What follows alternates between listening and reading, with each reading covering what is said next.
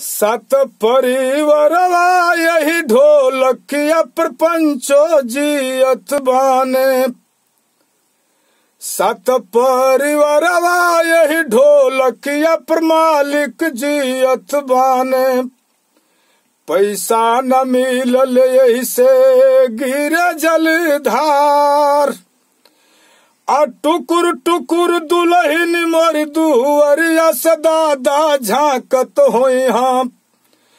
टुकुर टुकुर दुल्हन मोर दुअरिया से पंचो झांकत होई हाँ। अइला न रजऊ या बहिन कई करे बाजार।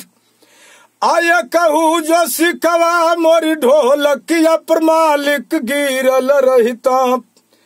कब से हम गाई ना करे जवई के फार। आ 2 किलो आटवा अगर घरवा ना ले जाई पंचो। 2 किलो आटवा अगर घरवा ना ले जाई बाबू।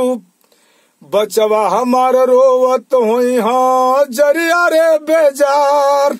अरे अल्हवा के गा के हम बचवन के जियाई पंचो।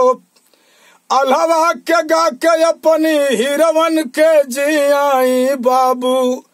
दूसर हम कैली नाही हलिया रोजीगार।